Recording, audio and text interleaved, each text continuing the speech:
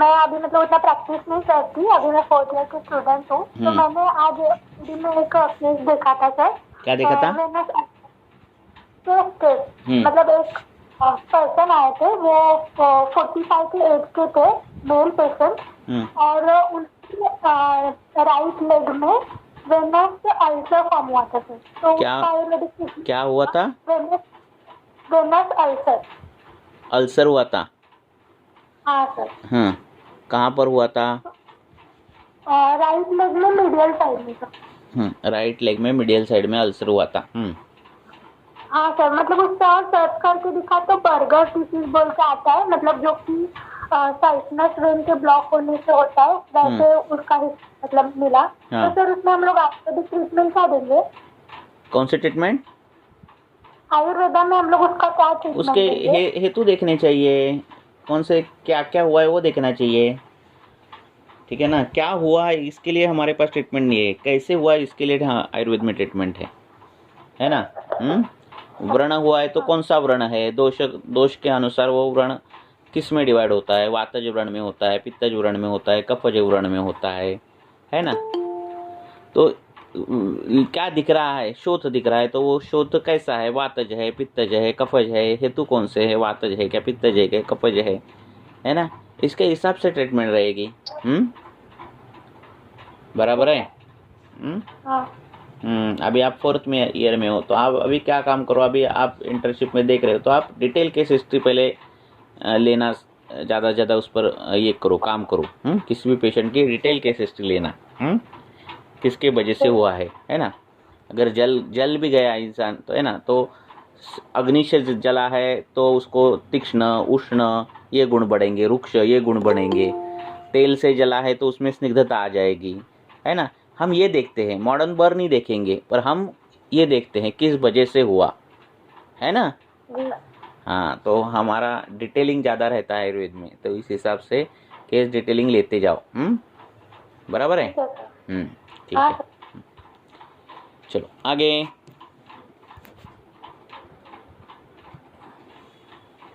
पूछो, किसी को कुछ पूछना है?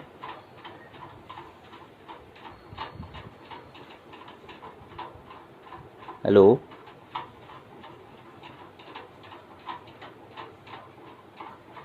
पूछो।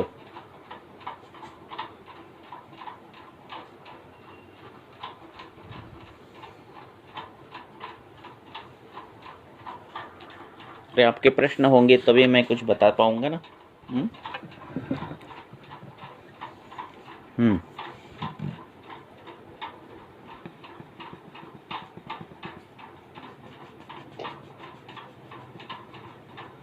बोलो।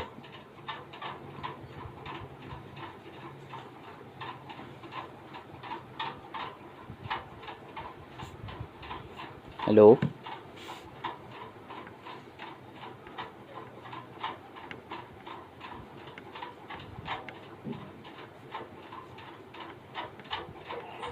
Good evening sir. बोलो। सर एक पेशेंट है 20 इयर्स की, तो सर वो जॉब करती है, और वो मेरे पास इस कंप्लेंट से आई थी कि उसके कानों में कुछ फुंसी टाइप हो गई है और उसमें से कुछ पानी निकल रहा है। तो उसको ये problem of and on her 6-7 महीने में होती है। तो मैंने उसकी हिस्ट्री ली तो उसमें मलबद्धता की सीवियर हिस्ट्री मिली। मतलब उसको ऐसा है कि 8-10 सालों से उसको मतलब ऐसे ही चल रहा है कि 8-8 10-10 दिन तक उसको स्टूल आते ही नहीं, मल प्रवृत्ति होती ही नहीं है, 8-10 दिन के बाद होती है। तो फिर मैंने उसके आहार विहार की हिस्ट्री ली, तो उसमें सर ये आया कि वो जैसे सुबह ऑफिस के लिए निकलती है तो कुछ नहीं खाती, दोपहर में 1-1:30 बजे कुछ खाती है, और शाम को उसका जंक फूड ही ज्यादा रहता है, एंड फिर वो आती है और सो जाती है। तो बेसिकली वो खाती है वो? खाना सिर्फ जी, नॉनवेज कितना खाती है? नॉनवेज नहीं खाती, वेजिटेरियन है सर। ओके।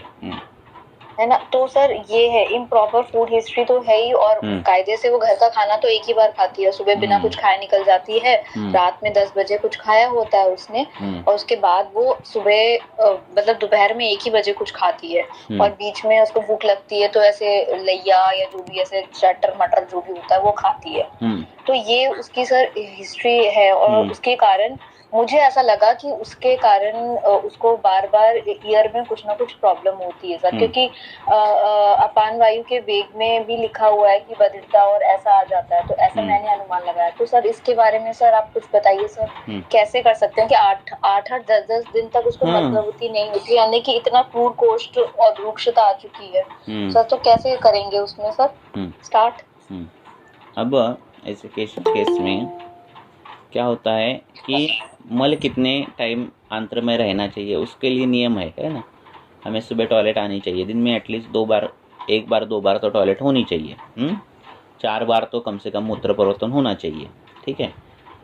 तो इससे ज़्यादा अगर मल उस मलाशय में रुका तो क्या होगा, वो मल उसका काम छोड़ देगा, जो अवष्टम्भ नीला नली धारणई शक्रुतः, वो काम उसका छोड़ देगा, और फिर वो दूषण करना चालू करेगा, उस आशय को दूषण करेगा। और फिर क्या होता है कि मल उस वहाँ मलाशय में बहुत समय तक रहा, 1 दिन 2 दिन 3 दिन, तो उष्णता बढ़ जाती है, उष्ण गुण बढ़ जाता है। कैसे बढ़ जाता है, अगर देखो आप एक खोली में कैद हो, एक छोटी 5x5 की खोली है, इसमें एक इंसान खड़ा है, फिर उसमें 2 इंसान डाल दिए, 3 डाल दिए, 4 डाल दिए, जितने आप ज़्यादा डालोगे उतना क्या होगा, आपको गर्मी महसूस होगी, होगी कि नहीं। वैसे ही फिर वो आंत्र जो है वो मल से भरता है और उधर ही रहता है, तो जो उष्ण गुण है वो बढ़ता है, उसके साथ वायु उदावर्तित होता है। तीसरी बात, वो मल है उसमें विषाक्तता आ जाती है, वो विषाक्तता एब्सॉर्ब होने लगती है, और फिर शरीर में विषाक्तता, उष्ण गुण, वात वृद्धि, वात का उदावर्तित होना, ये सब चीज़ें शरीर में घटती है। अब इसको कारण क्या है, मलबद्धता है ना, तो उसको वही पहला सॉल्व करना चाहिए। क्या करना चाहिए, कॉन्स्टिपेशन जो है उस पर ही काम करना चाहिए। अब ये क्यों हो रहा है कॉन्स्टिपेशन, उसका आहार विहार गलत है, तो वो उसको बोलना है कि वो ठीक करे। दूसरी बात, ये उष्ण गुण बढ़ना, विषाक्तता आना, इससे रक्त दुष्टि होती है, और रक्त दुष्टि के इसमें बताया है कि बार बार विद्रदी होना, बार बार पिटिकाएँ होना, ये रक्त प्रदोषजन्य व्याधि है, ठीक है, बराबर है। तो ये बार बार हो रही है। अब कर्ण में क्यों हो रही है ऐसा, ये भी है ना। तो उसके बहुत से कारण होंगे, पहले कर्ण में हुआ होगा, फिर वहाँ वो व्रण अच्छे तरह से भरा नहीं होगा, वहाँ खवैगुण्य होगा, ये भी हो सकता है। मांस का मल ज़्यादा निर्माण हो रहा है, तब भी हो सकता है। ये खम मल सब मांस के मल है ना, तब भी हो रहा है। तो ये सब ये देखना पड़ेगा, कान में ही क्यों हो रहा है, ठीक है। तीसरी चीज, अगर वो कान बार बार साफ कर रही है तो वहाँ भी खवैगुण्य आ सकता है, तो भी हो सकती है वहाँ पर। तो हमें क्या करना है, पहला उसका कॉन्स्टिपेशन ही दूर करना है, चाहे उसके लिए आप बस्ती, पहले मुख्यतः हेतु जो है वो बंद करने चाहिए, और उसको अनुलोमन कोई चूर्ण देकर, हरितकी दे दो, या फिर कोई चूर्ण देकर उसका कितना अनुलोमन होता है वो देखो, नहीं तो उसको बस्ती प्लान करो। पहले हेतु पूरा बंद करना चाहिए। ज़्यादातर केसेस ये जो अपत्यकर विहार आहार के रहते हैं, वो हेतु बंद करने के बाद ऑटोमेटिकली ठीक होते हैं। तो वो महत्वपूर्ण है हेतु बंद करना। जंक फूड खाना, पिज़्ज़ा बर्गर खाना, जो पहले से ही प्रदूषित अन्न है। पिज़्ज़ा जो है वो कभी ऐसे आप रखोगे 2 दिन 3 दिन कुछ नहीं होता उसको, है ना, पर आप घर की चपाती रखोगे तो दूसरे दिन खराब उसको बास आने लगती है। तो वो सड़ा हुआ जो अन्न जो है, पनीर ले लो वो नहीं ख़राब होता, चीज़ ले लो वो नहीं ख़राब होता। तो ये सड़ा हुआ जो फूड है वो प्रदूषित है, वो ऑल प्रदूषित होता ही नहीं, ठीक है ना। पर वो क्या करते हैं, हम आनंद से खाते हैं लोग। तो ये प्रदूषित खाना, अजीर्णाशन, ये बहुत बड़े कारण हैं कुष्ठ के, रक्त दुष्टि के, है ना। तो वो हेतु पहले बंद होनी चाहिए।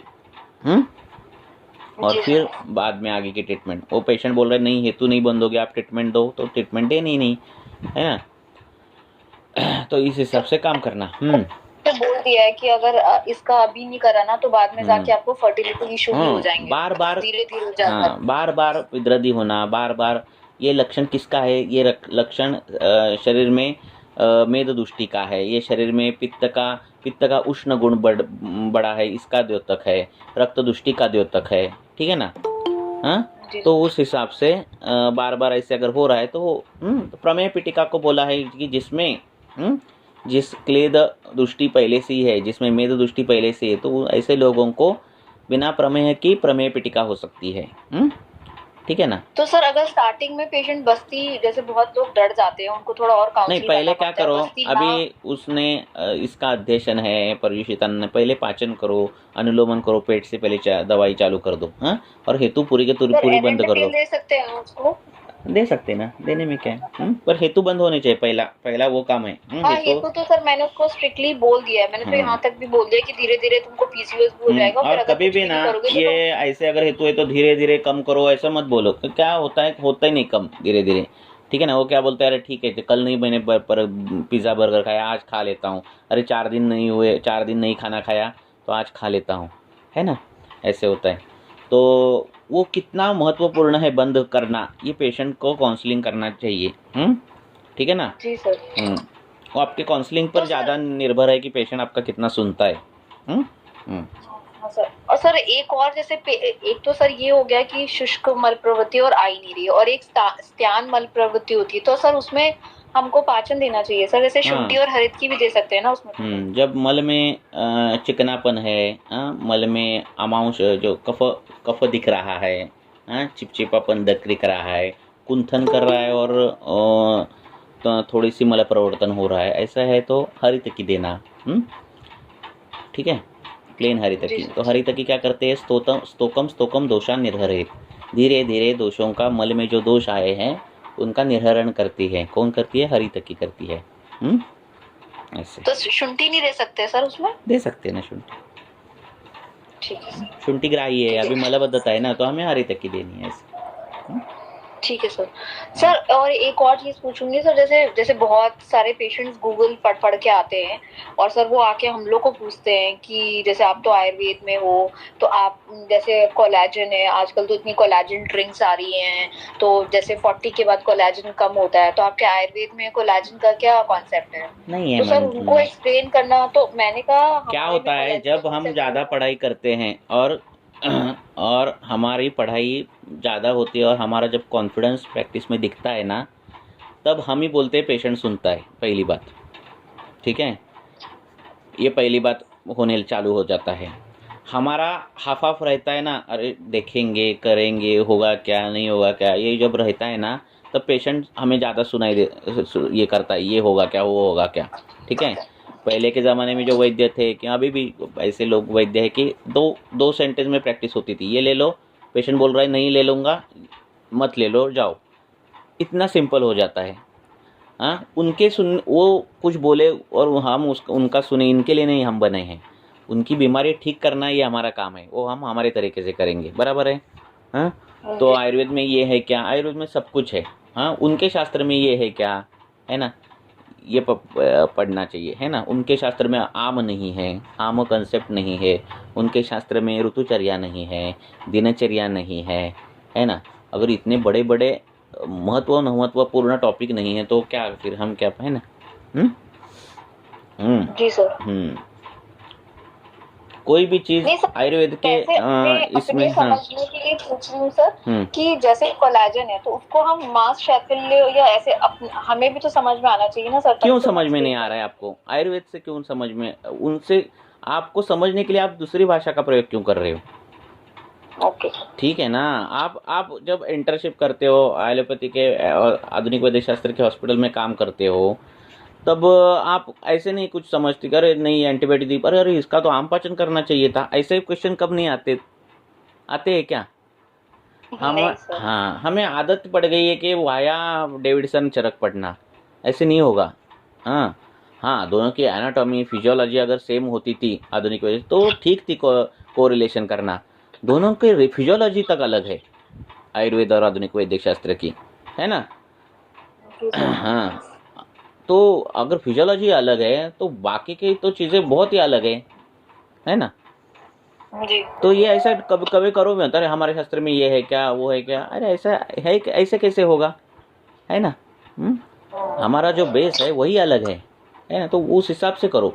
आप ये देखो, हाँ, पैरासीटामोल का रसगुण वीर्य विपाक क्या है, ये कभी आपने ढूंढने की कोशिश की क्या? नहीं की। क्यों नहीं की? बराबर है ना। हाँ, आपने ऐसा ये काम किया है क्या? अल्बेंडाजोल वो पेशेंट खा रहा है, फिर उसकी क्रोमिग्न एक्शन कैसी होगी, है ना। वो उष्ण वीर्य से करेगा काम, या कटु रस से, तिक्त रस से काम करेगा क्रोमिग्न, ऐसे कभी पूछा आपने? नहीं किया। एलोपैथी जब पढ़ते हो तो हम उस लैंग्वेज में पढ़ते हैं, है ना। आयुर्वेदिक पढ़ते समय हमें वाया डेविडसन हचिंगसन पढ़ना, ये बहुत गलत है। बराबर है ना। हाँ, ऐसे क्यों ऐसा कर रहे हो? एक तो वही पढ़ो, नहीं तो यही पढ़ो। हाँ, इसकी लैंग्वेज अलग है, इसके सिद्धांत अलग है, ठीक है, इसकी भाषा अलग है, इसकी रचना अलग है, हाँ, इसकी क्रिया अलग है आयुर्वेद की। तो उस हिसाब से जाना चाहिए। हर टाइम के आप अगर कोरिलेशन करोगे और इससे तो होगा ही नहीं। कैसे होगा? बराबर है ना। 5000 साल पहले का एक शास्त्र है, ऋषियों ने लिखा है, और ये अभी का शास्त्र है जो प्रत्यक्ष प्रमाण पर डिपेंड है। इनका कोरिलेशन कैसे करोगे आप? नहीं होगा, है ना।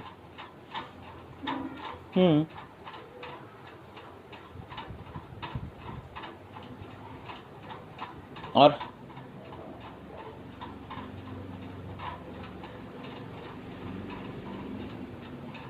ऐसा कभी क्वेश्चन आता है क्या जब हम प्रैक्टिस करते हैं आधुनिक वैद्य, कोई बाबा अति अम्बूपान लेकर आ गया मेडिसिन के पास, या फिर कोई आइसक्रीम खा के आ गया और बोल रहा है मुझे जुकाम हो गया, फिर उसने एजिथ्रोमाइसिन दे दी, तो आपके मन में क्वेश्चन आता है क्या? अरे इसने तो आइसक्रीम खा लिया जो शीत गुण का था, शीत गुण से कफ बढ़ गया, तो एजिथ्रोमाइसिन क्या काम करेगी? ऐसा क्वेश्चन हमें पड़ता नहीं। यहाँ से बैक्टीरिया कहाँ आ गए? बराबर है ना, है कि नहीं? जी सर। हाँ, अरे इसने अति अम्बूपान किया इसलिए इसको प्रतिशय हो गया, वो आप गुण बढ़ गया, इसको अम्बूपान बंद करना चाहिए, उसको रुक्ष द्रव्य देने चाहिए, ग्राही द्रव्य देने चाहिए। अरे ये एमोक्सिलिन कुछ काम नहीं करेगी, लियोसिट्रिजिन कुछ काम नहीं करेगी, ऐसे क्वेश्चन आते नहीं। वहाँ हम बराबर सुनते हैं, है ना। बराबर है कि नहीं? तो इसीलिए एलोपैथी भी पढ़ो आयुर्वेद के चश्मे से, आयुर्वेद के एंगल से पढ़ो, तो बहुत ही और इंटरेस्टिंग आपके सामने बातें आएंगी, ठीक है ना।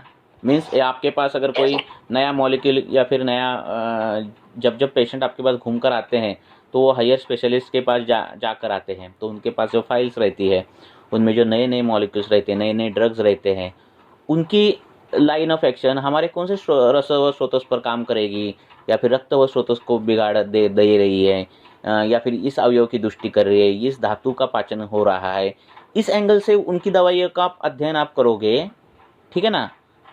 आयुर्वेद को बेस मानकर उनके शास्त्र की दवाइयों का अध्ययन करोगे तो आपके सामने बहुत ही अच्छी बातें आएगी और आप बहुत ही अच्छी प्रैक्टिस करने लगोगे, ठीक है ना।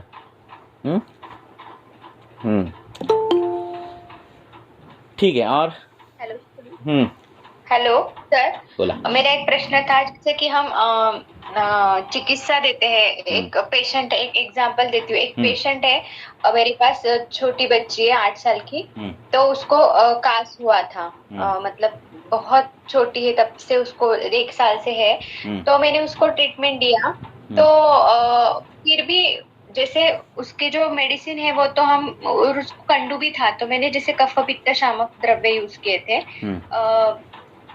रसात्मक मोस्टली थे, वृक्ष, क्योंकि उसकी सामता बहुत थी, तो वो ट्रीटमेंट देते समय भी उसको कभी कभी जैसे बहुत सडनली, जैसे अभी वेदर चेंज हो गया, बहुत ठंडी हो गई, यहाँ पे बारिश भी हो गई थी, तो उसको बहुत खांसी होने लग गई, और फिर वो मैंने बोला ये कंटिन्यू करना है, थोड़ा सा ऐड किया था मैंने कुछ, तो वो कंटिन्यू किया, फिर 15 डेज के बाद उसको अभी नेत्र अभिच्छिन्न, जैसे उसके आंखों में पूरा लाल हो गया था, और मतलब इचिंग वाइट आ रहा था, तो फिर ऐसे मेडिसिन शुरू है, जैसे तिक्त पाचन शुरू है, फिर भी ऐसे क्यों होता है कि वो आता है बाहर बाकी के दूसरे अवयव मतलब संप्राप्ति में, कि जैसे अभी उसको इसमें हो गया, आंखों में हो गया, तो इसे कैसे समझना है कि अभी ये चिकित्सा तो शुरू है पर ये दोष क्यों आ रहे हैं दूसरी जगह से बाहर?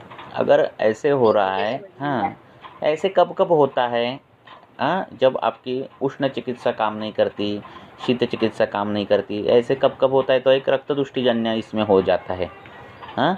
और किस में होता है तो कृमिमय होता है कि आपकी दोनों भी चिकित्साएं इतनी काम नहीं करती। तो बच्चों में कृमि का जो विचार है वो करना रहता है हर टाइम, हाँ। कफ का वय है तो मैंने कफ का, कृमिघ्न भी दिया था उसको सर, हाँ, कृमिघ्न भी दिया है, हाँ, तो कफ का विचार तो वही करना मुझे पड़ेगा समझ उनका में जो वय हाँ, के कफ अनुसार। का विचार और कृमि का भी विचार हाँ, किया था कभी कभी मैंने। क्या होता है हम बहुत उष्ण उष्ण कल्प देते हैं और फिर रक्त दृष्टि हो जाती है, हाँ, तो वो विचार भी करना रहता है, ठीक है ना। अल्प सत्व रुग्ण है तो कभी कभी मात्रा ज़्यादा हो जाती है रुग्णों में, हाँ, तो वो मात्रा ज़्यादा होने के कारण भी कई कॉम्प्लिकेशंस आ जाते हैं। तो मात्रा कभी भी कम रखनी, थोड़ा रिजल्ट लेट मिला तो भी चलना, पर दवाई से कुछ ये नहीं होना चाहिए, हाँ, उस हिसाब से मात्रा का भी विचार करना, ये सब करना। कभी कभी अग्निमांद्य बच्चों में बहुत रहता है तो दवाई अभी काम नहीं करती, तो बहुत ही कम मात्रा में देना ज़रूरी रहता है, या फिर खाने में वो मिक्स करके दवाइयाँ देना, ऐसे करना पड़ता है। ये छोटे छोटे विचार करने पड़ते हैं बच्चों में भी। हेतु कईयों के कुछ तो चालू रहते हैं, वो विचार करना हाँ चाहिए सर, बच्चों में। तो एक हेतु था, मतलब जैसे कि जब ये लड़की को हुआ ना, उसके 2 दिन पहले उसके मम्मी ने, मैंने स्ट्रिक्टली उसको दूध बंद किया था, पर उसने बोला कि अभी 1-2 महीने हो गए, बच्चों ने बाहर का कुछ खाया नहीं है, तो मैं उसको वो ब्रिटानिया का केक दे देती हूँ। तो मैंने बोला आप ब्रिटानिया का केक बिल्कुल मत देना उसको, है ना, उसमें बहुत दिन से बनाया हुआ रहता है, तो एटलीस्ट आपको देना ही है तो आप बेकरी से लेके जिसमें आज ही बनाया ऐसे दे सकते हो, आज अगर चाहिए बच्चों को बहुत, तो उसको वो दिया था, तो शायद उसके 2 दिन क्या है बाद मालूम ही है, उसको हुआ था। पर्युषित अन्न, इसकी डेफिनेशन हमारे शास्त्र में दी है कि एक अहोरात्र के बाद का, एक अहोरात्र के बाद में, आज हमने अगर बना दिया, हाँ, तो दूसरे दिन इसी टाइम के बाद का जो अन्न होगा, उसको पर्युषित अन्न बोलेंगे, ठीक है। अब तो इस पर्युषित अन्न से व्याधि जो होते हैं वो आपको मालूम है, बराबर है। अब ये बिस्किट केक जो ये रहते हैं, ये तो 2-2, 3-3, 4-4, 5-5 हफ्ते के पहले, या फिर 1-1, 2-2 महीने के पहले ऐसे वाले रहते हैं। तो ये पर्युषित जो डेफिनेशन है उससे परे है ये सब चीज़ें, ठीक है ना। मीन्स वो क्या व्याधिकर होंगे उसका सोच भी नहीं सकते हम। जब बच्चे कुरकुरे खाते हैं, जब बच्चे बिस्किट और चाय पीते हैं, है ना, तो वो हाईएस्ट लेवल ऑफ पर्युषित अन्न खा रहे हैं। समझ में बात आ रही है। तो कभी कभार क्या होता है बच्चों में, पेरेंट्स बोलते हैं अरे वो 2 ही बिस्किट उसने खाए, बाकी कुछ खाता नहीं, 2 ही बिस्किट खाए, पर व्याधि पहले से ही है, पर्युषित हाईएस्ट लेवल ऑफ पर्युषित अन्न खा रहा है, वो भी कम मात्रा में हो पर इतना पर्युषित अन्न खा रहा है, तो व्याधि वो ट्रिगर होगा कि नहीं होगा, है ना। हाँ, एक दिन से ज़्यादा अन्न जो है वो पर्युषित अन्न बोला है, और हम जो खा रहे हैं वो बेकरी प्रोडक्ट, वो लेवल ही नहीं है पर्युषित की, ठीक है ना। वही शास्त्रकार ने वो सोचा भी नहीं इतना भी खा सकते लोग, हैं, बराबर है। हाँ सर, हाँ सर। तो ये छोटे छोटे हेतु रहते हैं, इसीलिए वो डिटेलिंग इम्पोर्टेंट रहता है। तो कभी कभार व्याधि गया तो फिर क्या होता है, थोड़ा सा हेतु मिल गया, फिर भी हेतु बल से व्याधि बल बढ़ जाता है और फिर वापस से वो पुनर्भव हो जाता है, ऐसे होता है। तो सर ऐसी कंडीशन में हमें समझना है कि वो पेशेंट का हेतु सेवन हुआ है, हो रहा है ना। शास्त्रकार इतने कॉन्फिडेंटली बोल रहे हैं कि आप पथ्य करो तो दवाई की आवश्यकता क्या है, ये वाक्य बोला है। कितना इस वाक्य को वाक्य बोलने समय उनका विश्वास कितना है, देखो पथ्य पर, है ना। तो है ना, उसके हिसाब से पथ्य का महत्व पेशेंट को भी समझाना चाहिए हमें, है कि नहीं। पर वो अभी आजकल का लाइफस्टाइल ऐसे लोग बहुत कम, ऐसे नहीं, हम बताएंगे ना, देखो बताना हमारा काम है। वैसे ही हो जाता है, उनको आदत हो जाती है कि इसके सिवाय वो रहते हैं।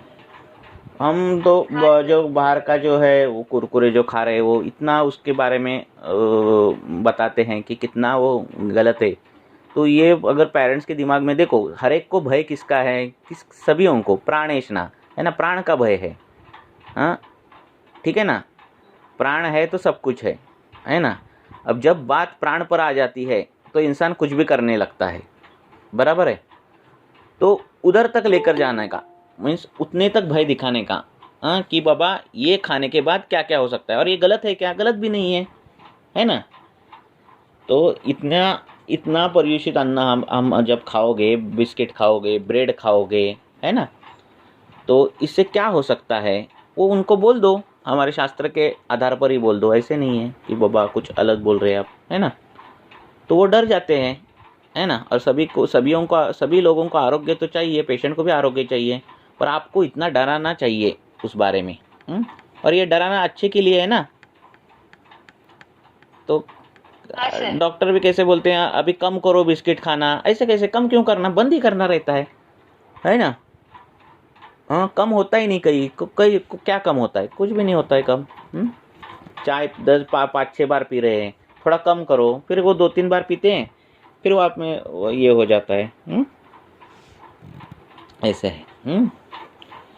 जब आपको लग रहा है ये हेतु इस व्याधि के है, तो आपको कॉन्फिडेंटली वो हेतु बंद ही करने चाहिए।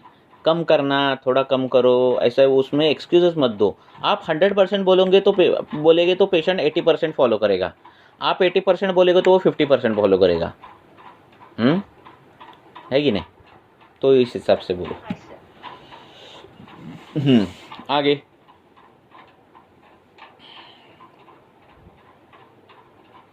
पूछो। हाइपरटेंशन को कैसे समझ सकते हैं? हाँ हाइपरटेंशन हाइपरटेंशन के लिए क्या करना, इसको सर आगे में कैसे समझ सकते हैं? क्यों समझना, हमें रक्त पित्त समझना है। ये आवृतवात हो गया है। कुछ भी हो सकता है, आवृतवात नहीं है क्या सर? कुछ भी हो सकता है, वो कुष्ठ भी हो सकता है, ग्रहणी भी हो सकता है, कुछ भी हो सकता है ना। हमें समझना ही ये नहीं है वो। अगर वो समझना है तो ये नहीं समझना है आवृत्तवाद, कोई तो एक समझना है, बराबर है ना। कई ऐसे पेशेंट है जिनका ब्लड प्रेशर हमारे है कि वो 170 तक है और वो नॉर्मल है, उनको कुछ भी तकलीफ नहीं है, तो क्यों आप उसको हाइपरटेंशन में डाल रही है। पहले 120 या हाईएस्ट लिमिट थी, सिस्टोलिक ब्लड प्रेशर 120 था, अभी 140 आ गया है। तब जब जिनका इन बिटवीन इनमें जब जिनका 130 था वो एंटी हाइपरटेंशन ड्रग ले रहे थे ना, बराबर है ना। सही है कि गलत है, बराबर है कि नहीं। तो ऐसे है ना। यही तो बराबर है ना। हाँ आपके पास हाइपरटेंशन का पेशेंट आ रहा है, वो बोल रहा है मुझे किस रोग से उत्पन्न हुई ऐसा समझिए। आपके पास हाइपरटेंशन का रुग्ण आ गया है, आप लक्षण देख रहे हैं और आपको लग रहा है नहीं ये तो रक्त पित्त का रुग्ण है, वो तो तीक्ष्ण उष्ण विदाही ऐसे खा रहा है। आप क्या करोगे, उसका वो तीक्ष्ण उष्ण विदाही सब बंद करोगे, आप अब वासा दे दोगे, नहीं तो रक्त पित्त का काम कर दोगे। ऊर्ध्व होगा तो अधोक करोगे, अधोक होगा तो ऊर्ध्व करोगे, उसका शमन करोगे, गोक्षुर सालवन पिटवन कुछ भी आप दोगे उसको, ताकि उसका रक्त पित्त कम हो, है ना। वो बोल रहे नहीं मुझे वो ऐसा कुछ भी नहीं है, ये भी नहीं है, वो चिंता बहुत है, चिंता बहुत है तो आप चिंता उसकी कम करने के लिए काम करोगे। वो बोलेगा नहीं मुझे ये भी नहीं है, वो भी नहीं है, मुझे कॉन्स्टिपेशन ज़्यादा रहता है, मलबद्धता ज़्यादा रहता है, तो आप मलबद्धता पर काम करोगे। वो बोल रहा है मुझे कुछ भी नहीं है, मुझे सब जॉइंट पेन रहता है, तो आप वात का ट्रीटमेंट करोगे। वो बोल रहा है मुझे ये भी नहीं है, फिर मेरा मल जो है वो अच्छी तरह से आता नहीं, मुझे भूख अच्छी तरह से लगता है, आप भूख उसकी क्षुधा पर काम करोगे, उसके ग्रहणी पर काम करोगे। यही ट्रीटमेंट होती है हाइपरटेंशन की। ओके बराबर है कि नहीं। जी सर। Yes sir. सर काफी पेशेंट ऐसे आते हैं जिनको मतलब हाइपरटेंशन तो रहता है लेकिन बॉडी में कोई सिम्टम नहीं। तो उनके हेडेक भी नहीं मिलता है। ऐसे बहुत से रुग्ण है ना, सिम्टम ही नहीं आते हैं। तो क्या होता है, पुरुषम विक्षम है ना। इसका मतलब क्या है, हाँ मेरा क्रिएटिन अगर इतना होगा तो दूसरे का मेरे से ज़्यादा हो सकता है, कम हो सकता है। इसका मतलब ये नहीं कि वो रोगी है और ये मैं निरोगी हूँ, है ना। विक्षता तो सब जगह आएगी, है ना। तो इसीलिए मॉडर्न में कई बार ऐसे दिखता है ना कि जाड़े लोग हैं पर उनका जो लिपिड प्रोफाइल एकदम नॉर्मल है ना। और कई लोग ऐसे इतने फिट दिखते हैं पर लिपिड प्रोफाइल बहुत पूरी तरह से खराब है, दिखते हैं ना। ऐसा होता है कि नहीं होता है? जी सर। ऐसा हुआ है कि जिनका लिपिड प्रोफाइल बराबर है, HDL LDL रेशियो एकदम बराबर है, उनको अटैक आया ही नहीं, ऐसा होता है कभी? नहीं होता है कि नहीं? ऐसा है, इसीलिए ऐसा नहीं, ऐसा है सब कुछ। जी सर। और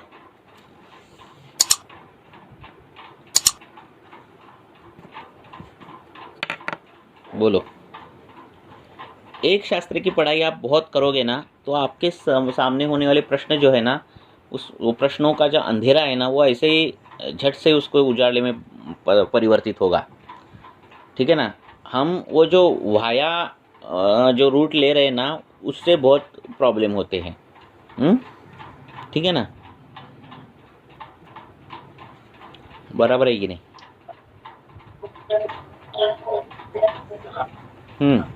पूछो।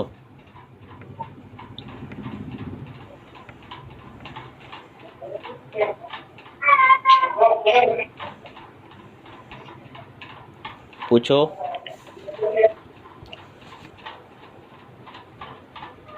हेलो। हाँ बोला, पूछो। हेलो, नमस्ते सर। नमस्ते। हेलो। हाँ बोलो बोलो, आवाज़ आ रही है मुझे। हाँ सर, एक पेशेंट है सर 27। जी जी जी सर, एक फीमेल पेशेंट 27 इयर्स की, उनको 7 साल से ये बहुत ज़्यादा छींके आना, हमेशा सर्दी रहना, नाक में कंजेशन रहना, वो सब उनको मतलब प्रेगनेंसी के बाद से उनको स्टार्ट हुआ और रोज़ ही उनको ऐसा ही रहता है। अभी वो बहुत टाइम से एलोपैथिक ट्रीटमेंट उन्होंने लिया, होम्योपैथी लिया, और अभी भी उनको हर दूसरे दिन सर सिट्राजिन या ऐसा कुछ लेना ही पड़ता है। तो सर वो मेरे पास आई थी तो मैंने उन्हें थोड़ा सा मतलब चिकित्सा दी, तो उससे उनको पाइल्स की भी सर हिस्ट्री थी प्रेगनेंसी के टाइम से, तो उसमें उनको ब्लीडिंग होने लगती है। तो ऐसे मतलब एक ही बार हुई ब्लीडिंग, एक ही दिन हुई, लेकिन उसके बाद ठीक हुआ। पर सर ऐसे केस हम कैसे चिकित्सा क्या देखेंगे? का क्या किया उसने? क्योंकि पाइल्स के लिए क्या किया? पाइल्स के लिए उसने क्या किया? सर उन्होंने कहा कि वो प्रेगनेंसी के साथ ही था, तो पहले उनको ऐसे थोड़ा ब्लीडिंग होती थी प्रेगनेंसी के टाइम पे, उस टाइम पे उन्होंने एलोपैथिक ट्रीटमेंट लिया था तो वो ठीक हो गया था। फिर ब्लीडिंग उनको नहीं हुई कभी भी। और अभी जब मैंने उनको कुछ हरिद्रा खंड, लक्ष्मी विलास ऐसे कुछ चिकित्सा दी, तो अभी उनको एक दिन फिर से ब्लीडिंग हुई। तो सर ऐसे केस में हम कैसे ट्रीटमेंट करेंगे कि अभी भी उनको बहुत ज्यादा कंजेशन रहता है, नाक बहना, सुबह सुबह छींके, रात में छींके, सर भारीपन रहना, वो होता है। मतलब वो ऑलमोस्ट डिग्री सिट्राजिन ले रही हैं 7 साल से। हो गया। तो सर ऐसे केसेस में कैसे शुरू करेंगे? प्रतिशय के जो कारण हैं, वो कारण जो है उसमें ठंडी सुबह मॉर्निंग वॉक में जाना, वो जो ठंडा जो ये रहता है, धूप जो क्या बोलते हैं उसको, बाष्प जो रहता है दवा, वो लेना, या फिर धूल सेवन होना, धूल जाना नाक से, या फिर ज़्यादा बातें करने वाले लोग रहते हैं, दिन में सोने वाले लोग रहते हैं, रात्रि जागरण करने वाले लोग रहते हैं, अति अम्बुपान ये कारण बताया है, या फिर अति व्ययाय ये कारण भी बताया है। ठीक है। मलबद्धता, मल का वेग रोध करना, और कौन सा? की 2 से 3 बार। हाँ वही तो, मल का वेग रोध करना या फिर अश्रुओं का वेग रोध करना, ये सब कारण जो है इसके बताए गए हैं। किसके? प्रतिशय के। अर्श रहना, अर्श से मलबद्धता और उससे ये होना। तो अभी आपको क्या करना है? पाठा मिश्रण में धमासा, पाठा, और जी आंवला, दमासा, पाठा, आंवला और हिरडा। हाँ, ऐसा जो ये 4 अच्छा कॉम्बिनेशन है उसको अपन काल में दे दो, तो उसको क्या होगा, पेट साफ होने लगेगा, हाँ हाँ ब्लीडिंग भी नहीं होगा और प्रतिशय भी जाएगा। साथ ही जो मैंने ये सब कारण बताए, मॉर्निंग वॉक कर रहा है तो बंद कर दो, दिन में सो रहा है वो बंद कर दो, रात्रि जागरण कर रहा है वो बंद कर दो, या फिर बड़ा तकिया लेकर सो रहा है वो बंद कर दो। ठीक है ना। पानी, जी पानी में जो रहता है, कभी कभी लोग एक जगह काम करते हैं और 10-15 किलोमीटर दूर उनका जॉब रहता है, तो वाटर में चेंज होता है, तो पानी जो बदल है, हाँ, जल में बदल होना, तो वो भी कारण बताए, तो वो बंद कर दो। अति व्यायाम कुछ हो रहा है तो वो बंद कर दो, और वेग धारण जो कुछ हो रहा है वो बंद कर दो। ये सब हेतु बंद कर दो, और ये मैंने बोल दिया वो ट्रीटमेंट चालू कर दो, तो इससे क्या होगा, प्रतिशय जाएगा उसका। ठीक है। हम्म जी सर जी तो जी सर जी आगे थैंक यू जी सर। ठीक है, बोलो। और हाँ, अजीर्ण बार बार हो रहा है तो प्रतिशय होता है ना। हाँ, अग्निमांद्य होकर अजीर्ण हो रहा तो बार बार प्रतिशय होगा, फिर उससे अर्श भी होगा, तो ये दोनों का मेन मुख्य कॉमन कॉज है? तो ये सब देखो। ठीक है, तो आगे। हाँ सर सर देवा स्वप्न तो था उनके उसमें, तो देवा स्वप्न तो मैंने बंद किया। और बाकी उन्होंने ये बताया कि उनको प्रेगनेंसी के बाद से ये सब शुरू हुआ था, तो वो मुझे थोड़ा समझ नहीं आया था। अर्श उत्पन्न होता है ना। जी अर्श के कारण मलबद्धता आती है, उसके कारण ये सब हो सकता है। अर्श के जब व्याधि बताए गए तो उसमें सब आते हैं, ये हाँ सर। प्रतिशय से लेकर सभी है। व्याधि, अर्श का जो व्यापकता है वो बड़ी है। ठीक है। और इसलिए अर्श की जो चिकित्सा है वो, अर्श की चिकित्सा जो है वो हमारी शमन चिकित्सा है ना, वही करनी कभी भी।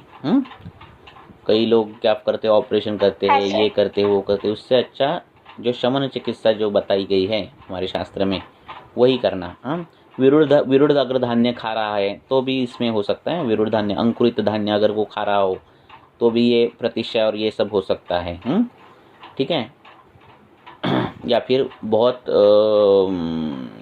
ग्रीन लीफी वेजिटेबल खा रहा हो, तो उससे भी हो सकता है प्रतिशय। तो वो सब देखो, कारण देखो। तो अर्श की जो चिकित्सा बोली है वो शमन चिकित्सा ही करनी है। कभी भी पेशेंट बोल रहा है मैं ये कर दूं क्या सर्जिकल, नहीं बोलना, दवाई खाओ। ठीक है। सुश्रुत जैसा शल्य कर्म करने वाला इंसान भी बोल रहा है अर्श के चिकित्सा में कि पहला औषध ये चिकित्सा है। तो इसके लिए अर्श के लिए औषधि चिकित्सा ही ज़्यादा उपयोगी है। बोलो। और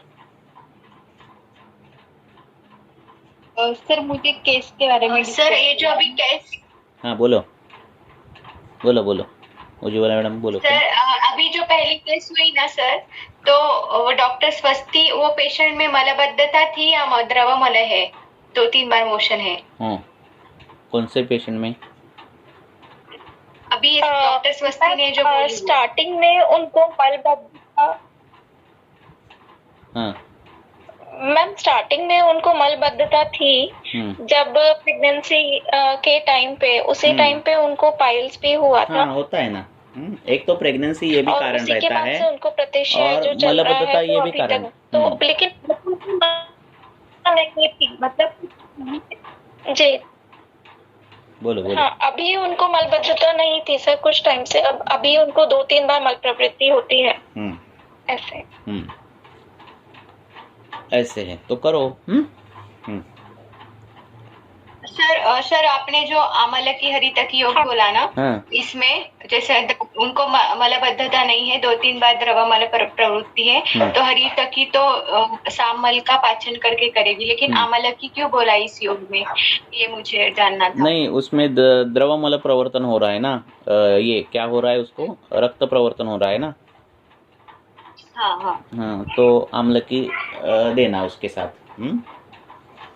तो वृक्ष गुण के क्योंकि कारण वो सरल शीत है गुण, ना, इसके हाँ लिए मेरा ये मुझे क्वेश्चन आया कि आपने आमलकी क्यों बोला, अगर वहाँ पे अगर पहले से ही 2-3 बार नहीं, मोशन पाठा है भी दिया है ना, हरितकी जैसे पाठा भी रहता है ना, तमाशा के साथ पाठा रहता है, तो वो पाठा जो है, पाठा का नाम क्या, अतिसार नाशिनी। हाँ पाठा सर, जो है वो, हाँ ओके सर, अभी समझ में आ गया, ठीक है, थैंक यू। और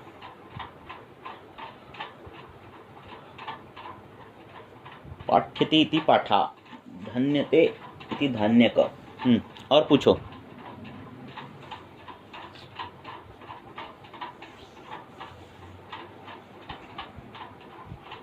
और क्या प्रश्न है? सर एक 3 साल की बच्ची थी, तो उसने सर खेलते खेलते गलती से मतलब वो पेड़ के पास जाके खेल रहे थे, एरंडी का बीज खा लिया, मूंगफली का दाना समझ।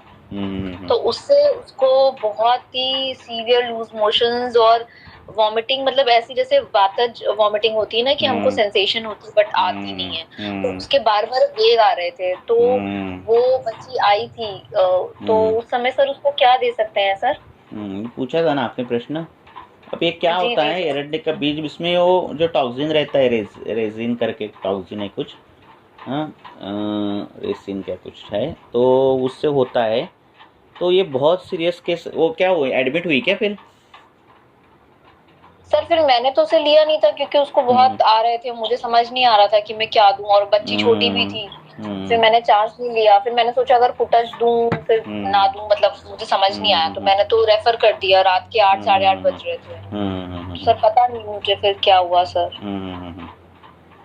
तो क्या है, एक बेसिक सिद्धांत ये है कि एंटीडोट जो है, स्थावर विष का एंटीडोट जांगम विष रहता है, और जांगम विष का एंटीडोट स्थावर विष रहता है। एक मूल एक ये है, हाँ। तो ऐसा अगर इससे हो रहा है, तो हमें जांगम जो एंटीडोट है वो देखना चाहिए। अभी उसका एक स्पेसिफिक एंटीडोट होगा एरंडी बीज का, वो देखना पड़ेगा। पर आप उसको गुरुत्व दे सकते हो, सेवन, जो उसका एंटीडोट मीन्स उसका जो लक्षण है वो कम कर सकता है। कोई भी गुरुत्व, अगर गुरुत्व में डालकर, हाँ ऐसे दे सकते हो, ठीक है। सर इसमें बिलवादी गुटिका भी दे सकते हैं क्या सर? वो थी मेरे पास, मैंने सोचा था दे सकते, पर वो कैसा है, वो एरंडे के बीज जो है ना, वो अगर बहुत खा लिए ना, तो ये वो विषाक्तता आ जाती है। हाँ, तो इसने कितने खाए क्या मालूम नहीं, इतनी नहीं आती, उतना वो पॉइजनस है ही नहीं। हाँ ऐसा। हाँ, पर सर उसको शायद ज्यादा खा ली होंगी, क्योंकि उसके पेरेंट्स बोल रहे थे कि 6-7 बार तो और क्या मोशन रहता जा है, चुकी है। और वो तो ठीक है, वो हो गया, अभी वो नहीं, वो प्रॉब्लम है। और क्या होगा, वो विषय के साथ उसने कुछ बढ़ाने के लिए कुछ अलग सी चीज़, मीन्स क्या बोलते हैं, विषय संकट जिसको बोलते हैं, है ना, कि विषय संकट किसको बोलते हैं, कि कौन से ऋतु में, विषय ऋतु कौन सा है, वर्षा ऋतु विषय ऋतु है, विषय दोष कौन सा है, पित्त विषय दोष है ना। फिर विषान्न बोला है, मीन्स उसके साथ उसने अगर सरसों खाई होगी, उसके साथ उसने अगर कुलत ऐसा कुछ खाया होगा, पित्त वर्धक ऐसा कुछ, तो ये पॉइजन ज़्यादा होगा। ठीक है ना। वो जो विषय संकट आने के लिए जो है ना, उसने कुछ तो पहले आगे पीछे कुछ तो किया होगा, ठीक है। तो हो सकता है वो। Okay sir. तो वैसे मैं उसको देने वाली थी, बट वो बच्ची थी और मतलब उसके पेरेंट्स भी पैनिक कर रहे थे, तो मुझे लगा कि रहने देती हूँ, उसमें एक्सपेरिमेंट नहीं करती, तो मैं किया नहीं सकती ऐसे।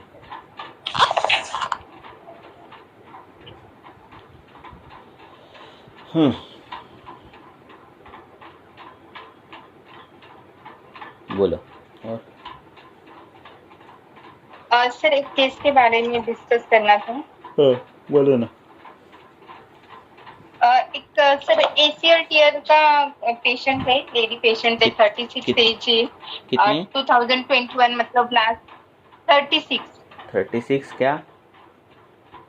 एज फीमेल पेशेंट है। हाँ। ACL टीयर है सर उसका, लास्ट ईयर हुआ है 2021 में।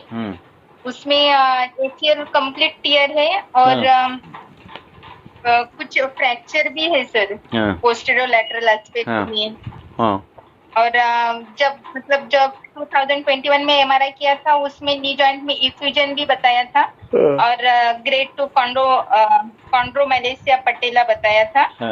तो मैंने इसको पोस्ट्रुक शीर्ष समझ के तो स्टार्ट किया है ट्रीटमेंट। और इसमें क्या मैंने कैशोर गूगल उसको सूजन वैसे आ गई है क्या? थोड़ी आती है सर, अंदर से जलन टाइप लगता है उसको। तो ये कैसा है? टीयर है ना उसको? जी सर। ये स्नायु जो है, स्नायुओं का काम क्या है? आकुंचन प्रसरण करना।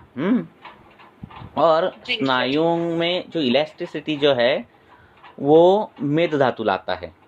स्नायुओं का जो स्नेह का पोषण होता है ना, स्नायु का स्नेह पोषण, वो मेद धातु से होता है।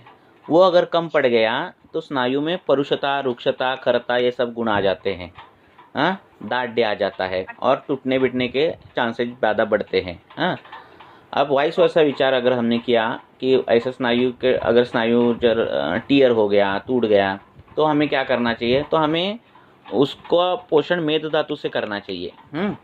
अब मेद धातु से करना चाहिए मीन्स क्या? गुणात्मक समानता से हमें उधर उसका जो टीयर है वहाँ घृत, दुग्ध या फिर घृत दुग्ध सिद्ध तेल, ऐसे जो है वो ब्रोहण करने वाले तेल वहाँ लगाने चाहिए। तो जाके स्नायुओं का ये हो जाएगा। ठीक है। उसके और विचार करे जाए तो वसा लगाना प्राणियों की, तो वो नहीं मिलेगा। तो ये ऐसा कर सकते हैं आप, घृत या फिर दुग्ध सिद्ध तेल का अगर ये करोगे तो ये टीयर बियर जाता है सब कुछ। दूसरी बात संदानीय गण, संदानीय गणों का तेल या फिर संदानीय गण पेट में, तो वो हो जाएगा। और तीसरी बात, उसको अगर आघात लगा है तो रक्त का और वात का विचार, तो ये सभी विचार ये इसमें हो जाते हैं। तो घृत और अब नहीं कुछ आपको तेल मिला, घृत और दूध के सिद्ध तेल बनाओ और दे दो उसको, तो उसके स्नायुओं का पोषण हो जाएगा, इलास्टिसिटी उसकी ये हो जाएगी, है ना, और टीयर जो है वो ये हो जाएगा। ठीक है ना सर? उसको भी जलन बर्निंग ज्यादा है तो वहाँ पे जलों का लगा सकते हैं? लगा सकते, पर वात वृद्धि होनी नहीं चाहिए ना, है ना। तो अगर स्नेहन करके लोकल स्नेहन पिंड तेल और ऐसा लगाओ तो और अच्छा है ना। सर इसका जानूबस्ती कर सकते हैं? मुरीवेन्ना तेल कर सकते ना। धानवंतर तेल या फिर क्षीरबला तेल, ऐसे तेल से करो। मुरीवेन्ना तेल कैसा रहेगा सर? जिस तेल में क्षीर है या फिर स्निग्धता है, जो ब्रोहण करने वाला है, वो तेल लगाओ। मुरीवेन्ना भी चलेगा ना। Okay sir. सर अभी मेन कंप्लेंट उसका जलन बर्निंग ही है, तो उसमें अभी जलों का अगर किया तो ऐसे रहेगा कि वात बढ़ जाएगा? तो बर्निंग कैसा है? पित्त दोष के कारण भी और वात के कारण भी होगा ना, है ना। इन्फ्लेमेशन है सर थोड़ी। तो तेल से ही पहले तेल से ही काम करो। तेल ही लगाओ। तेल लगाओ, जानूबस्ती करो। Okay sir. टेंडन रप्चर है, बहुत ओबेस भी है सर। टेंडन उसका सर्व करना, टेंडन रप्चर पहले ये करना चाहिए। Okay sir. ओबेस है तो करना ही चाहिए फिर। Okay sir, thank you sir. क्योंकि ये सब नी जॉइंट ये सब रहते, सब लोड बेरिंग जॉइंट रहते हैं ना, तो स्थूल रुग्ण में और टेंडन रप्चर होने के चांसेस ज़्यादा रहते हैं। तो वो दो पहले बार हुआ है सर इसका, ऑलरेडी एक बार हुआ, वापस से गिरे तो वापस से हुआ वही इतनी। फिर उसको ये करना चाहिए, कटिबस्ती दे दो, नहीं तो घर में उसको तेल लगा कर वो स्नायु अच्छा करने के लिए बोल दो। Okay sir. और सर अब एक पेशेंट थी, जैसे कि वो बोली कि मुझे शोल्डर में पेन है। एक एक करके बोलो। नहीं सर, इस यही जो केस है सर टेंडन इंजरी वाला, तो उसमें सर शतावरी घृत भी यूज कर सकते हैं क्या सर? रक्तपुष्टि भी यूज करेगा और वो बल्ली भी होगा? कर सकते हैं ना। स्निग्ध गुण, गुरु गुण, मंद गुण, है ना, स्निग्ध गुण, ऐसे गुणों का प्रयोग करना है। बोलो। हाँ सर, तो वो पेशेंट बोल रही थी कि जैसे ऑनलाइन ही पेशेंट थी, तो कौन फोन सा पे वाला बोल रहे तो हैं? बोल रही थी कि मुझे अभी एक नई पेशेंट के हाँ, बारे में बोल रही हूँ। हम्म, एक पेशेंट थी, जैसे कि वो बोली कि मुझे 2 दिन से शोल्डर पेन है, शोल्डर पेन। तो वो मैंने उससे पूछा कि क्या करने के बाद सुबह होता है, क्या करने के बाद दुखता है। तो वो बोली कि जैसे मैं लिखती हूँ, वो टीचर का जॉब है उसका, तो लिखने के बाद ज्यादा लिखने के बाद मुझे पेन होता है, और मैं जब से बैग कैरी करती हूँ एक ही शोल्डर पे, तो वो तो ऐसे अगर हमें फिर से उसका बाकी फिर डिटेल हिस्ट्री तो अभी लिया नहीं है। तो वो बोली कि अभी मुझे इंस्टेंट पेन कम करने के लिए कुछ तो चाहिए, तो मैंने उसको तो अभी जस्ट अभ्यंग और स्वेदन बोला है करने के लिए। तो ऐसे अगर पेशेंट को चाहिए तो हम अभ्यंतर क्या दे सकते हैं? अग्निकर्म से कम हो जाएगा इंस्टेंट करना हो तो, है ना। स्नायुगत वात ऑनलाइन है ना पेशेंट, हाँ ऑनलाइन है, तो इसके लिए मैं बोल फिर उसको वहाँ दिन में जब टाइम मिले शाम को तो ये करना, अभ्यंग कर सकते हैं, अभ्यंग भी कर सकते हैं, या फिर उसको करना पिचू, उसको उधर लगाना, 2-2 मिनट में पिचू ये करना, फिर गर्म तेल में डुबोना, फिर वहाँ पिचू रखना, ऐसे करना बोलो उनको। तो ज़्यादा उसका अभ्यंतर चिकित्सा में ऐसे क्या बोल सकते हैं? अगर अभी तो हिस्ट्री पूरा लेना बाकी है, क्योंकि उसने थोड़ा ये बोला था अपबाहुक जैसा जो periods में भी- अपबाहुक जैसे जो रुग्ण है वहाँ उनका संधिगत वात भी निदान होता है, और स्नायुगत वात, सिरागत, कंडरागत वात ऐसे भी हो सकता है। तो रक्त पर भी काम करना पड़ता है, वात पर भी काम करना पड़ता है। तो वात रक्त जैसे जो योग है वो उनको अभ्यंतर देना। गुरु जी, हाँ। ऐसे कर दो, और स्कंद है तो नस से चालू कर दो, है ना।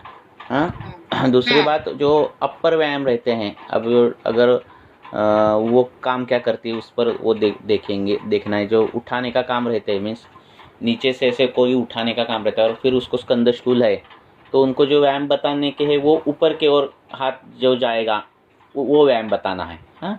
ऐसे आप विपरीत, गुण विपरीत, कार्य विपरीत, ऐसे आप ट्रीटमेंट करो कभी भी व्यायाम पेशेंट को बोलते समय, ठीक है ना। ठीक है, तो उस हिसाब से भी विचार करते जाओ। जैसे कई शुंठी सिद्ध जल दे सकते हैं सर, ऐसे बोल सकते हैं शुंठी सिद्ध जल पीने के लिए दे सकते हैं वैसे। शुंठी सिद्ध जल दे सकते हैं, जैसे अभी ट्रीटमेंट नहीं शुरू किया है घर पे। उसको पहले अभ्यंग ही बोलो, शुंठी से पाचन होगा। वो बोला है पाचन होगा। अगर ऐसे वजन उछल ये उठाने वाले जो लोग रहते हैं, हेवी वेट, और फिर क्या होता है उनमें स्कंदशूल होता है। फिर अगर उनको बैडमिंटन या फिर ऐसा एक स्पोर्ट्स दिया तो वो हस्त चिमचिमायन जो है वो कम हो जाता है, सिर्फ विपरीत कर्म करने के बाद, है ना। तो ऐसे भी ये भी विचार करते जाओ कि किस एंगल से वो दर्द पेनिंग ज़्यादा होता है, या फिर ये जो है ना, ये भी पूछते जाओ कभी भी पेशेंट को। ऊपर की ओर देखकर लिखना, है ना, ऐसे है ना, टीचरों का काम रहता है। तो ये सब कारण मन्याशूल में बताए गए हैं। दिवा स्वप्नम क्या श्लोक है वो, विवृत्तोर्ध्वम निरीक्षण, ऐसा श्लोक है। तो ऊपर की ओर देखना, और ऐसे लिखना। तो उनको एक्सरसाइज भी वैसे नीचे की ओर की करने की, उनकी मन्या जो है नीचे की ओर लेना, ऐसे एक्सरसाइज उनको बताने की। ऐसे थैंक यू।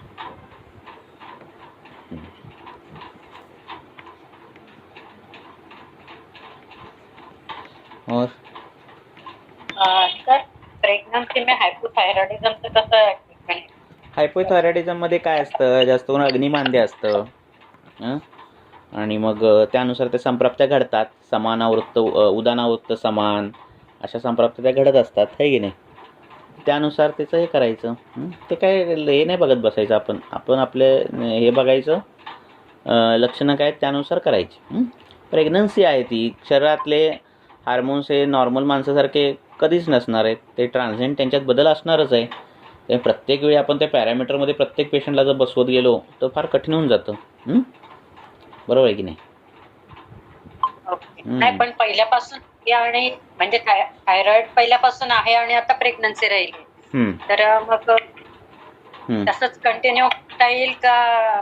त्याचे आपल्याला ते थायरॉइड ते ह्याच्यामुळे कळालं ना, आपल्याला लक्षणांमुळे काय प्रॉब्लेमॅटिक वाटतोय का पेशंट, की काय हा व्याधी वाटतोय किंवा या व्याधीची पूर्वरूप दिसत आहेत, असं त्या वाटत असेल तर त्यानुसार काम करायचं नाही का. हा. असं ओके. अरे. शक्यतो उदाहरणावृत्त समान किंवा उदाहरणावृत्त असं काहीतरी ती गणितं असतात कशाची, हायपोथायरॉइडिझमची. तर त्यानुसार करायचं. कफवृद्धी असेल किंवा अग्नीचा काय दोष असेल तर त्यानुसार मग त्याला दीपनीय असं कामं करायची. ते केस घ्यायची, प्रत्येकाची केस वेगळी असते. असं.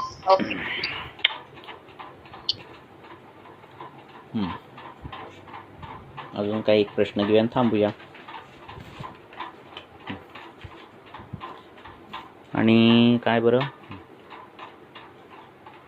बोला. नमस्कार सर, किसी ने चैट बॉक्स में कोई क्वेश्चन पूछा है पूछो, सर. क्वेश्चन पढ़ो फटाफट. पढ़ू सर. ओके. गजक लौकी की बर्फी, मेवा आदि मिठाई जो गुड़ से बनाई गई होती है वो प्रयुषण में नहीं आएगी ना सर, ऐसा पूछा है. कोई प्रणव तामोर करके कोई सर है ना, उन्होंने. नहीं आएगी म्हणजे ऐसा बोल रहे हैं कि मिठाई जो गुड़ से बनाई गई है वो प्रयुष अन्न में आएगी, ऐसा पूछ रहे. अन्न में नहीं आएगी ना सर, ऐसा पूछा है उन्होंने. अगर उसमें से जल गुण निकाला गया रहता है ना तो उतना उस पर नहीं होता. पर प्रयुषित अन्न की डेफिनेशन हमारे शास्त्र में दी है ना, ठीक है ना. तो हम खाएंगे कितनी, इतनी थोड़ी खाएंगे, ऐसे थोड़ी खाएंगे. उस बर्फ पूरी थाली भर के बर्फी खाएंगे, अन्न जैसा नहीं खाएंगे ना. हाँ, अगर अन्न की जैसी बर्फी आपने खाई पूरी थाली भर के तो आपको तकलीफ होगी ना, है कि नहीं.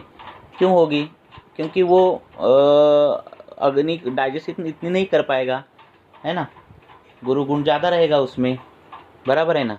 और गुड़ से बनी है तो गुड़ का जो गुण है, क्लेद बढ़ाने वाला, कृमि बढ़ाने वाला, है ना, वो गुण तो आएंगे, बराबर है ना. पर आप खाओगे कितनी, एक बर्फी खाओगे, 2 खाओगे, 3 खाओगे, ज़्यादा से ज़्यादा 5 खाओगे, थाली भर के तो नहीं खाओगे, है कि नहीं. दूसरा और बस वही कोई डॉक्टर ने पूछा था सर, उनका आवाज नहीं पहुंच बस इतना ही. एक ही है ना. Thank you sir. तो हेतु बल भी कम रहेगा. कभी कभार बर्फी खाओगे, रोज नहीं खाओगे तो 1 दिन 2 दिन खाओगे, है ना. तो उससे कितना होगा, उतना क्या प्रकोप नहीं होगा ना. ऐसा है, ठीक है. और किसी का है क्या कुछ प्रश्न, नहीं है ना. नहीं सर. ठीक है. ओके.